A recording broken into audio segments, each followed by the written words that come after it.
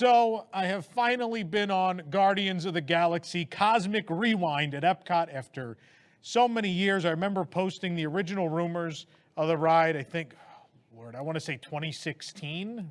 Maybe it was even before that. I don't even remember. I'm very old, and I've been doing this for a long time, is the moral of the story. But either way, we have waited 5 or more years for this attraction to be built and to open, and now it's here. And now, as always, I'm going to give you my very honest thoughts on what I thought of Guardians of the Galaxy Cosmic Rewind.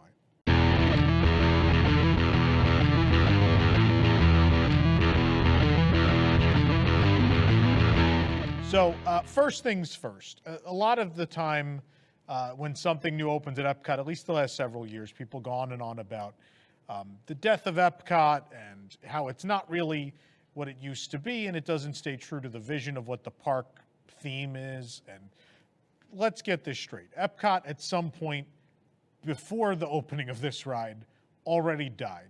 It depends who you are, right? Either there's the Horizons and Journey into Imagination people that'll tell you when those closed, that was it. Then the next group is probably the people that say, like, once they started putting characters in World Showcase and doing that stuff.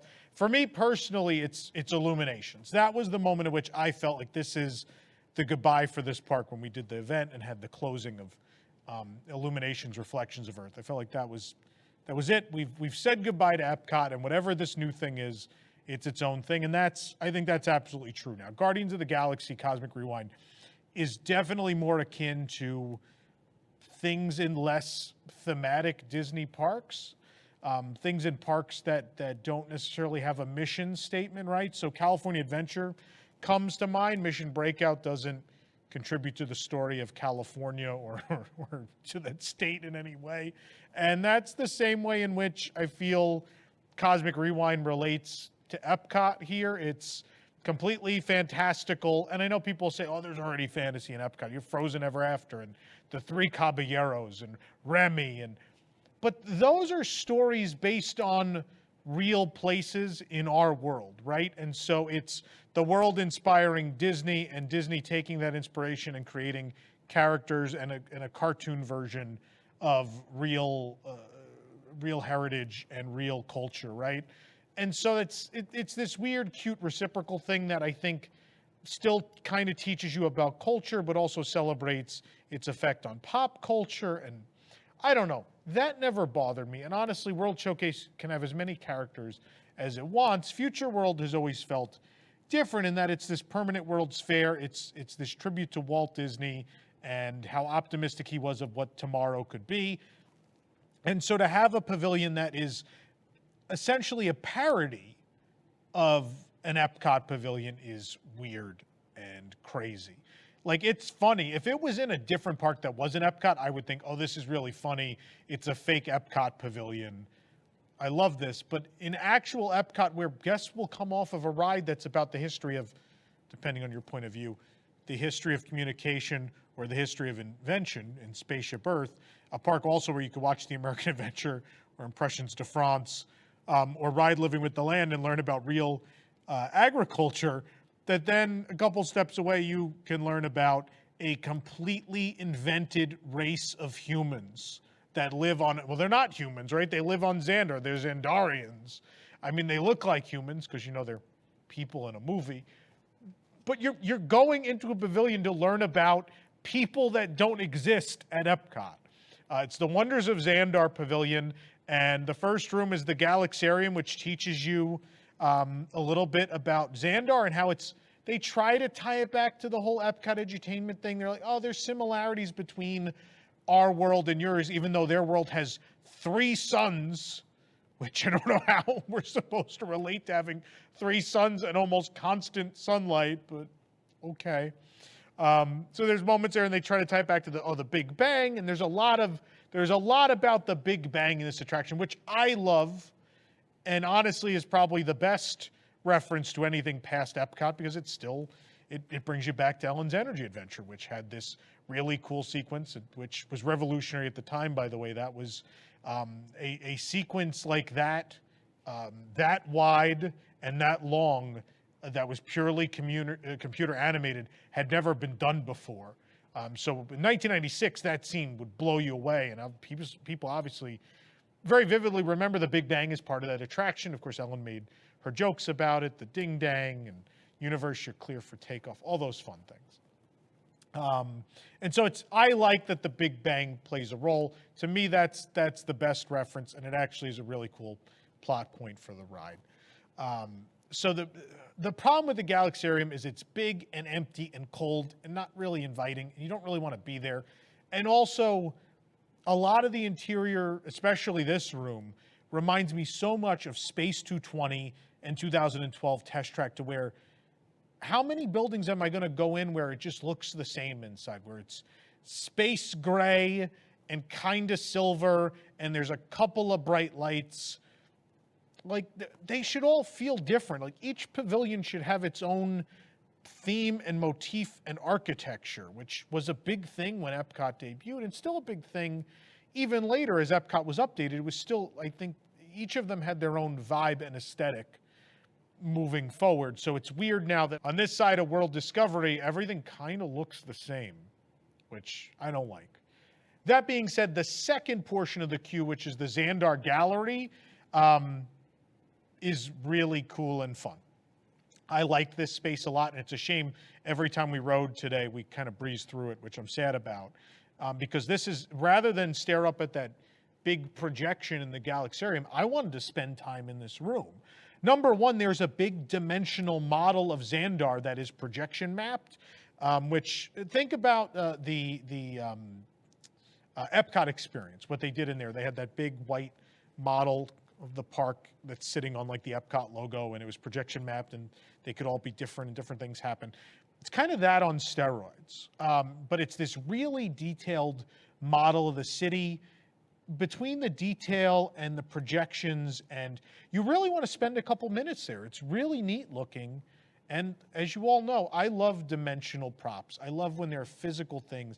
I have come to visit a physical place, and if I'm stepping into a movie, I want to actually step into the movie. If I want to watch Guardians of the Galaxy on a screen, I could do that at home, right? I want to physically step into that world, which is what I love about Mission Breakout. People complained when that replaced Tower of Terror in California, but honestly, number one, I think it's better than that Tower of Terror ever was. But number two, I think it's very dimensional, right? You walk into that first room, and there's Cosmo Dog in his cage, and he's a little animatronic, and there's other little animatronic characters, and there's all these props to look at, and you have this pre-show with this animatronic rocket, and it sets the stage for a great attraction that's highly detailed, but has a lot of tangible things you can feel and touch and be in that world. And in a lot of Cosmic Rewind, you can't. So that's why I like this part of the queue, because it makes it real. So not only this city model, but also there's a model of the Milano, which is the Guardians' first ship in the film series, not their current one. The current one's the Benatar. And then there's also a model of the Nova Corps Star Blaster, and they're gorgeous. They're beautiful, incredibly detailed. Like, you look into the cockpit and see the detailing in there. They're really fantastic. There's also, even, like, I'm not a big projection guy, but there are some fun little illusioneering style things that I'm sure Daniel Joseph from WDI was involved in, because he's always cooking up these wild things, and several other Imagineers. And there's these projection tubes where there's just an image. I think it's done via some lights that are rapidly spinning inside, but it's really cool. Like, you have faces of people projected in these tubes. This portion of the queue has a lot of fun stuff going on. It makes you feel like you're really in this place that you're supposed to be, and there's alien technology, and they've done some fun, thoughtful things there. Then you progress into the holding room, which will proceed into the first and second pre-shows eventually. It's very EPCOT feeling. I like this room. There's nothing in it, but there's something about this purple paneling that's illuminated that's up above that reminds me of EPCOT. It kind of looks like the stores under Spaceship Earth. If you ever look above those, they have those panels that are different colors that go up, and it feels a lot like that. So it's very EPCOT-y. That term gets used a lot. Something feels EPCOT-y. So I like that room. And then you proceed into the first pre-show room, which just looks like a box, but then One of the walls turns out is a projection surface. It's actually two of them, and they do some really fun little things. More eagle-eyed guests are going to catch that there's some sort of 3D effect happening there with the dual projection surfaces. I liked it a lot. I don't know that the average guest is going to. It's nuanced. It's not apparent to everyone what's happening up there. But if you really look at it and pay attention, it's kind of cool. Kind of like having a giant Nintendo 3DS up on the wall. I liked it. And then you go into this teleportation chamber, which shows off the technology they're trying to show off, which is this interplanetary teleportation system.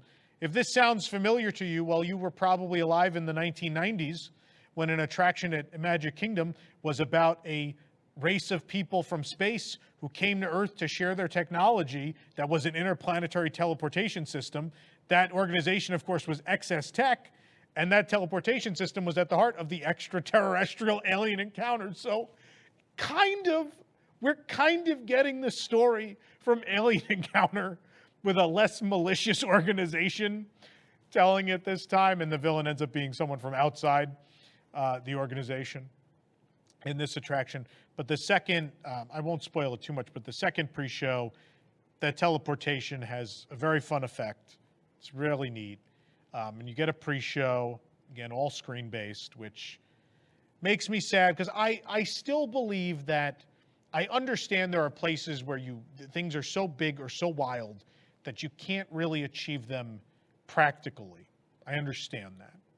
But in the end, I feel like I would have liked to see some of the Guardians appear in a physical animatronic form at some point, because I feel like I have no emotional connection here, because I don't really feel like I'm actually in the story when everyone's just on screens. I don't feel like anyone's actually there. So I feel very disconnected from the characters because at no point does it feel like we share the same space.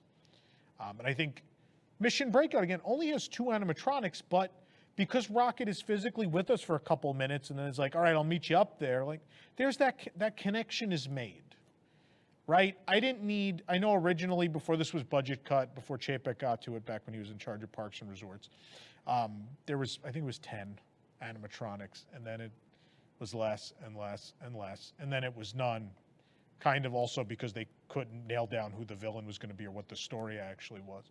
And then they just started building the ride without most of an idea of what any of that would be, which is crazy. But yeah, I would have liked to, at least in the pre-show, I would have liked to have seen a physical character. But regardless, in typical Disney ride fashion, something has gone wrong. You end up getting into these escape vehicles, which have now been turned into something else by Rocket because they need your help in order to go after this bad guy, Isan, who has decided he wants to erase Earth from existence by starting at the very beginning with the Big Bang. I guess maybe he's going to stop the entire galaxy from happening. And so we're going to get in these Star Jumper vehicles, and we're going to go after this guy. So you go in. The load area is giant.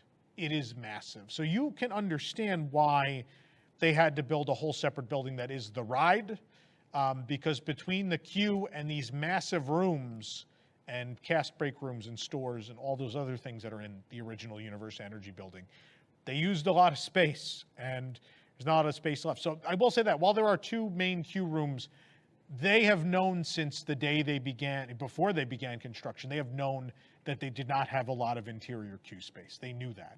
So we waited a couple times outside today in the sun to the left of the building. It's real unpleasant. There's not even umbrellas out there at this point. I hope, at least with the virtual queue system, that they remedy this and people don't really have to wait out there. But if people do have to wait out there, that's bad show. I think that's horrible. They need to be better about building interiors.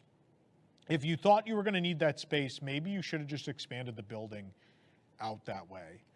We've seen this a lot with projects the last couple of years where they're just not looking to build buildings anymore. The least amount of building they can build is best. We saw this with Toy Story Land, which they're paying for it now, which they have to expand Woody's Lunchbox and try to put some canopies there. We've seen it. Avengers Campus is a tremendous example where You know, the counter service restaurant barely even has enough seating, and all of it's outside. There's no interior seating. I know the weather's different in California, but it's pretty unpleasant there, to the fact where they actually converted the queue from frozen live at the Hyperion into excess seating space because they didn't build enough seating space for the restaurant. It's insane. So this trend keeps happening a lot. So it is a trend now of just never wanting to spend the money. It's not that they don't have foresight. They know these things well in advance. It's just the decision is made that that's where the budget's going to come out. That's one of the places we're going to save money. So yeah, the original Energy Building, again, 2 queue rooms, the pre-shows, the load area, a little bit of the rides journey out to the Gravity Building and the return and the shop. And then obviously facilities, cast break room, maintenance bay, all that kind of stuff is in there. So you get into the ride, you start going through, and this is immediately where it starts to feel like, it feels like one of these modern Disney IP rides. I don't know, the sets are very big. Everything's massive. The scale is just massive. And so you go up a lift hill and you go into space, and the portal into space kind of looks like those projected rings at Test Track before you blast outside. There's a lot of similarities, especially when everything's projection mapping now. I will say, like, the launch area is super cool. They immediately take advantage of this Omni Coaster ride system and try to disorient you. So you come into the room, the track goes like this, right? And so what they do is the whole time you're facing, let's say this is your face, you're facing like the action and this turn. So you never face in this direction. The whole time they want you to see this really massive projection surface they've got going across. And here is the only classic EPCOT nod in the whole thing that I needed. That was, I think, the most thoughtful. It wasn't necessarily just fan service. It was just a really thoughtful, nice thing to do. When the Guardians arrive to fight this Isan guy, there's this guitar riff, which to average guest will mean nothing. Like, it'll just sound like, oh, rock and roll. It's Guardians of the Galaxy. But for us, it's feel the flow. Here we go through the universe of energy. And it happens, this guitar solo happens. It goes through 2 verses, and it's magnificent, and I love it. It's so much more meaningful than Star-Lord. So again, there is a part in the queue where Star-Lord comes out, and he's talking about, oh, I went to EPCOT in the 80s, and I rode Horizons, and I saw the energy dinosaurs, and oh yeah, the veggie fruit. And it is the most stilted, awful acting I have seen in any Disney attraction ever. Like, clearly he had no idea what he was asked to read. They had very few attempts at it because I guess there just wasn't time. I don't think they got to film with them for very long.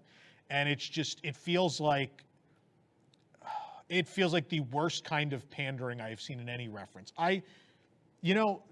Plastering the EPCOT Pavilion logos all over interiors is fine. When Test Track opened in 2012 and the World of Motion logos in a bunch of places, that's fine. Average guest doesn't notice it. We love it. In this case, now you've made a whole show out of it. The average guest is watching this going, what is he talking about? And then we're standing there wincing in pain from the delivery of incorrect attraction names, which, let me straighten this out. Number one, calling Kitchen Cabaret veggie fruit is not unrealistic. My mother actually still to this day brings it up as veggie fruit. That's what she calls it. She's like, I miss veggie fruit. I know what she means. So it's just his delivery is so bad. It's so bad that it's the worst fan service I've ever been handed. But then on the other side, you have all these references to the Energy logo that are throughout the building, which are good.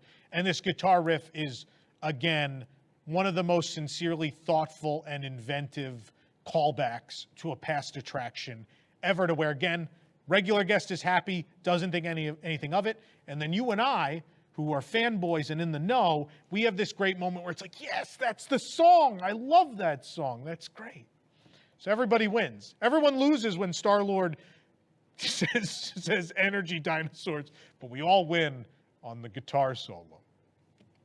I'm all over the place. I apologize. We got to get back to the ride. So, of course, at this point, the Big Bang, as we told you years ago, remember when we told you years ago, we were the first to tell you it's going to be a backwards launch. We told you the backwards launch was going to be caused by the Big Bang. I'm really sad that they cut away.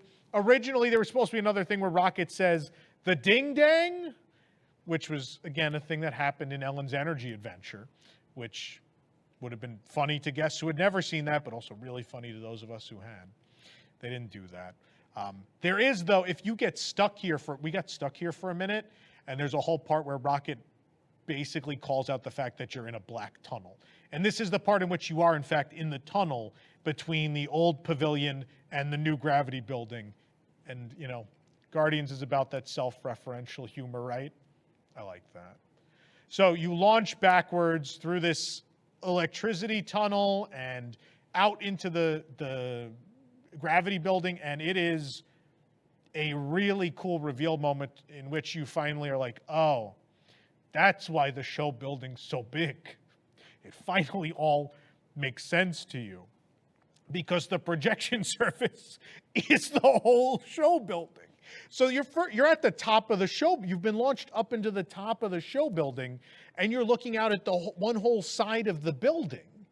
And one whole side of the building is a projection that's this whole show scene for you, which it's impressive. And it follows along with you, and you come around and you get closer to it, and like Isan moves around and the ship kind of goes the same way you go. And because of this rotating omnicoaster system, you're always looking at what you're meant to look at, which means everybody in every seat gets the same show and gets a good show, which I'm a big fan of. I think this is a really creative ride system. I think it changes the game in some ways. I don't think this particular ride changes the game, but I look at that coaster and I'm like, man, at some point down the road with a bigger budget, someone could do something rich in storytelling and really wild and fun that'll have that impact like Pirates of the Caribbean and Haunted Mansion did in the 60s, right? As opposed to what they've done this time, which is essentially a modern version of Space Mountain, which isn't a bad thing. It's like Space Mountain. It's very fun. It's just not that rich Disney storytelling of a Pirates, a mansion, Journey into Imagination, those kind of attractions. It's not that. It's space, which I love Space Mountain, right? But they're two different beasts. But just thinking about the fact that coaster, you could build a ride where you pull into scenes and you turn and see something, and maybe you turn around and see something on the other side, and then you go out of it. And that the possibilities with this system, the same as they were with the Omni Mover when that was created for Adventure Through Inner Space and Haunted Mansion in the 60s, those possibilities are there again with this thing they've created. What's funny about it's super smooth, really smooth ride, and the spinning there's a lot of it, and I will warn you, this may not be the ride to go on after eating. So this in Mission Space you might want to do in a block, maybe before you eat dinner at Epcot or drink anything for that matter. There's a lot of spinning, and the flow of it. What I find fascinating is this vibe that the attraction gives off, which to me is, I don't even know why I'm coming up with this because I've never done this in my life. But if you've ever been to a roller disco or a roller rink, kids, look it up. That's what Wikipedia's for. It kind of gives you that vibe because it's like, the disco ball giving off all the light is like the stars in the galaxy, right? And then the vehicle, it's this really smooth kind of surfing movement and the spinning. And between that and like the 70s and 80s music, some 60s, and the motion, it is like this fun, like roller rink disco party vibe, which no matter who you are is going to be fun. It's a fun, who doesn't like to go to a party? I mean, probably most of us watching are on this show because we were antisocial and that's why we're nerds and Disney fans. But most people, who doesn't like going to a party? And the whole ride feels like a party, which is a very Guardians thing. So you go past a lot, again, they're the big projection surfaces. They're really well done. I love that the coaster follows you. Everybody gets to see everything. You jump through some physical portals. The highlights for me, there are 2 points in which there are physical props that you sort of spin, or 3 points actually, where you spin around physical props. There's the Milky Way and the moon and Earth. And those are my favorite moments in the ride because there's something, there's a magic there, something tangible sitting there. And you do this like double spin around the moon, and it is the most fun part of the ride by far. And what really establishes for me is after 4 rides and being slightly nauseous by that point, I decided probably it was finally time to eat today. And I went to Connections Eatery, which is great, by the way. You should watch our video here on the channel where I review every single food item. There's some really good stuff. I had my General Tso's chicken salad. It was great. I had a waffle. And as I'm sitting there enjoying this great new counter service, there's a family next to me. And the family, I overhear them, and they're revisiting the ride they had just been on, which was Cosmic Rewind.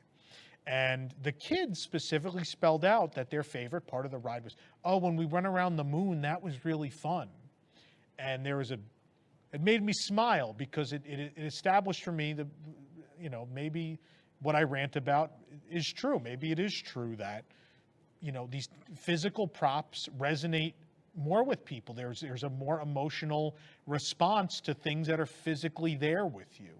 And I know these kids are very young. They probably haven't seen the breadth of Disney attractions that a lot of us have. And for whether it be someone who's only been on a couple of Disney rides in their life versus someone that's been on a bunch of them, and to understand that both of those audiences agree that the most fun part of the ride was this spin around this physical moon, I think establishes again that we rely too much on projection. Again, it has its place in this art form, but we're losing sight of how magical and what emotions can be elicited from physical props. And so I think it's important that we remember that. And if, God forbid, someone in Disney management is listening, because I know Imagineers want to build physical props. I know that for sure. But if someone in management, the next time they're budget slashing an attraction, if this gets to them, and you could think about that next time, please think about that. Think about the most memorable and fantastic Disney attractions of all time and what makes them that. It's that rich detail and propping and staging. It's a big part of the equation. Big part of the equation. So those are my favorite moments. The only gripe I have with them is the way they were planned out. So it doesn't happen really with the moon so much, but the other two, there are moments as you're passing them and the vehicle's facing them, because it's Omnicoaster, so it's turning towards these things. We pass the Milky Way, and we've got a nice clear shot of it for a bit. And then there's support beams. So my vision I'm in space, and my vision of the Milky Way, for some reason, occasionally is being blocked by supports in the building. And I'm just like, guys, we couldn't figure out a way around this, or just, once that clearing is passed, maybe it's time to just turn us away from the prop so we don't break the illusion. I don't want to break that illusion. I feel like I'm in space and I'm looking at the Milky Way, and then suddenly there's this beam goes by, and it's like, well, now I'm definitely not in space. That was a beam holding up the building or the track. I know, a little nitpicky, but I think that's what makes Disney special. That's why we have such a respect and admiration for the art form and the Imagineers, is that attention to detail. And there's so many places. I think about a Disneyland where they took out that light bulb a couple weeks ago, the one that's half red and half white, because it's this, on the refreshment corner, it's this repeating pattern of red and white bulbs. And they got to a point where either way it would have broken the pattern. And so what they did was instead just painted it red on one side and it was white on the other. That kind of covering up, maintaining the illusion, right? That's what I think is most key to the Disney storytelling experience, is maintaining the illusion that you are in a certain place. And sometimes it's not fully possible, but I think what has made Imagineering so special and this art form so special is when they do find ways to completely eliminate the necessities of the real world from the attraction. And so in this case, like making sure maybe I don't have the clearest view of the support beams around the Milky Way. Nitpicking, but based on what I've been taught by every Imagineer I've spoken to, all the books I've read in my life, every documentary I've ever watched, Disney has told me these things are important. So that's why I spout off about them, is because I've been told by them that these things are important. And I don't want to yell back at them that, hey, remember when you told me this was important? You know, we want those values to be upheld. I know sometimes it's not possible, and I assume the people working on this attraction tried. Just a little thing I wanted to bring up and talk about. So going back to the projections for a minute, what this accomplishes really well is projections following a coaster train, which they've attempted several times before to varying degrees of success. If you ever went on Space Mountain, Ghost Galaxy, or even Hyperspace Mountain at Disneyland, for Ghost Galaxy, there's an attempt to have this monstrous space blob sort of chase you through space, and it kind of works. There are moments where on the sidewalls, you'll see, like, they call him Bob the Blob, that was the nickname, and he would pop up and kind of scare you, and you see him like run after your vehicle, and at one point he comes like straight at you. It kind of works. And the same for Hyperspace Mountain. It's cool. The X-Wings kind of fly alongside the vehicle, and TIE fighters fly at you and past you. And in some cases, it works really well. Sometimes you understand the limitations. It's a temporary overlay, and there's sometimes where, depending where you sit, it's not perfect. Then I went to Shanghai, and I rode Tron Light Cycle Power Run. And one of the great moments is that not just the launch outside, but when you're inside, one of the coolest parts is this projection portion where, again, it didn't need to be physical because I couldn't imagine a way you can physically do this. But you run alongside another light cycle, you're racing them, essentially. And it's as if you and the train and this light cycle are going side by side. And it's pretty cool. This is the best iteration of that effect that has been done. The ability to spin the coaster cars and whatever they're doing with the projection technology that might be different here, may not even really be, achieves this where it feels like things are actually chasing you or traveling alongside you. And that's great. That's great. My concern now is that because this has opened and we are still waiting on Tron at the Magic Kingdom, Tron is really going to feel truly lackluster for a number of reasons now. Number one, this, where that projection with the light cycle going alongside is just not as cool as everything you saw in this thing. Number two, Tron is, I don't have the times in front of me. I want to say it's 1/4 the length of this ride, which works against it as well. So I don't know how guests are going to feel about Tron. I hope they ride it before they ride Cosmic Rewind, because I just think maybe there might be some disappointment. The redeeming factor for Tron is going to be the vehicle. There is an exhilaration to sitting on like a bike. It's cool. It's fun. But I just think it being so much shorter, and now that projection technology in that ride being 5 or 6 years old, as opposed to this, which is brand new and cutting edge, and it's going to open after Guardians. It's gonna hurt Tron. It's gonna hurt Tron for sure. There's no way it doesn't. Also, people just aren't going to fit on Tron, but we'll have that argument next year when Tron opens. In review, Guardians of the Galaxy Cosmic Rewind is tremendous fun. It is a very fun attraction. I would love it more if it was in Hollywood Studios. It feels like it belongs there. If it replaced Space Mountain at the Magic Kingdom, I would be heartbroken, but at the same time, it would feel more natural a fit there. And at EPCOT, this park has an identity crisis, the likes of which we've never seen at this point. But I think it's time to give up on that. I think we just have to accept that EPCOT doesn't exist anymore, and there's this new park that was built in the space that EPCOT once inhabited.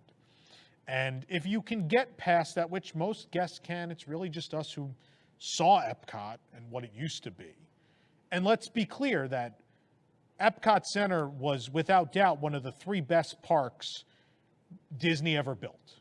Disneyland Paris, Tokyo Disney Sea, and Epcot Center were the 3 most special places they ever built, bar none. There's a reason people love those parks the way they do and are defensive about them. It's because they're very special places, or were in the case of Epcot Center.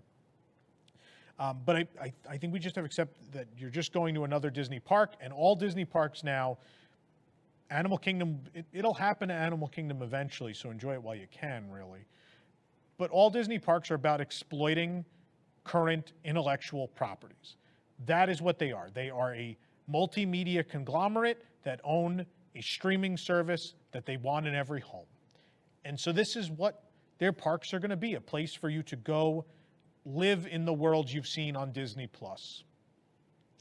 There's nothing necessarily wrong with that. Disney has been immersing people in movie worlds forever, but I think the balance of creative new ideas and being able to step into those movie worlds have always been in balance in the Disney parks, and now this is all we're getting, and this is kind of dying, right? And that's hard to accept as a Disney fan, because I think as Disney parks fans, very rarely are our favorite attractions the ones that are connected to IP. I would love to know, you should let me know in the comments, what your favorite Disney attractions are and if they're IP related. But I think about my favorite attractions I've ever been on, they're not IP related. And I mean, I love movies. I love movies very much. I'm a big movie guy. But still, like, the things I hold dearest are Pirates and Haunted Mansion and Mystic Manor and Phantom Manor and, you know, all those, you know, Sinbad Storybook Voyage, Journey to the Center of the Earth, 20,000 Leagues Under the Sea. Those are the things I hold most dear. That I love walking into a place and not knowing what to expect. And it is, I know I say with 20,000 Leagues, it's not IP. It's mostly not IP. Some of it is. It's so good and so creative that it doesn't even feel like IP in that case. It's about, I love going into these places and entering a new story I've never seen before. And I think that's what's drawn a lot of us to this fandom. But then also, like, as much as I love that, I love Peter Pan's Flight. I love going into those childhood memories or my most recent favorite films. I love Guardians of the Galaxy. Cosmic Mission Breakout, still my favorite Guardians ride, by the way. I still think it's a little better. I love that attraction because it didn't replace anything that meant anything to me, and I think it best represents those characters, and it's a great story and a perfect ride system for them. You know, I love that. But in the end, we have to understand that, especially Disney World. Disney World is not any of these other, all these other places have a local audience that makes up a majority of the visitorship, and there is something about that leaves more to be passed down from generation to generation. So at Disneyland, like the Tiki Room survives mostly because it is this thing that's handed down from generation to generation. Here in Florida, there's people go in there, they have no idea what it is, they don't get it. And in Anaheim, it's always so different, where it just feels like this rite of passage thing, and it feels very special. It feels like kind of like going to church sometimes, going into that Tiki Room as a Disney fan. And Florida's different, and it hurts because this is where I grew up going to this one, and this is the one that's been home forever. And so it hurts to see a majority of anything that it was erased and very little vestige of the past, as opposed to Disneyland, which is this great mix of old and new. And honestly, a lot of the Disney parks, a lot of the other castle parks do feel that way. They feel like this nice mix of old and new, and I think, I don't know, the Disney World parks are starting to feel more and more just like only the new. And maybe that's the audience here, and we have to live with that. And I think if we live on the East Coast, I think we just need to save our pennies and, you know, go vacation in places where they have more of what we want. And that's the great thing, is there are 6 Disney resorts around the world, and they have a lot of differences. And I think as a Disney fan, the other 5 might have things that, if you're a hardcore Disney fan, mean more to you, and you might enjoy more. And if, you know, the nostalgia here is too much and you can't get past them taking away so many things that you love, then save your pennies and go elsewhere. But if you can come into Epcot and decide, I'm going to have dinner, and we're going to have some drinks, and we're going to watch this nighttime show, and we're going to ride a fun roller coaster, I think you can have an enjoyable time at Epcot. I think you can have a good time. I just think you need to you can't bring that baggage of old Epcot with you into this park anymore. That's the bottom line. Because again, Like, I will ride Cosmic Rewind every time I go. It is a load of fun. It's a really great coaster. It's different and interesting and just puts a smile. Everyone walking off that ride was clapping and had a smile on their face. And I know as the guy that wants to defend the artistry of themed entertainment, that hurts my heart because, we're killing original storytelling for this IP stuff, but you can't argue with them being in the business of making happiness. That's what the business they're in. And if that's what this audience wants, you got to give it to them. And I think they gave it to them with this project.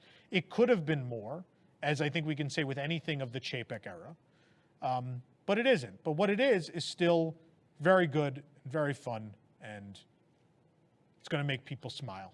It's going to make people happy. And that's the business. So I sign off on Cosmic Rewind. I think it's great. I think you'll like it. Just don't go in there expecting to learn anything, and you'll be just fine. So there you go. There's our review. Hope you enjoyed.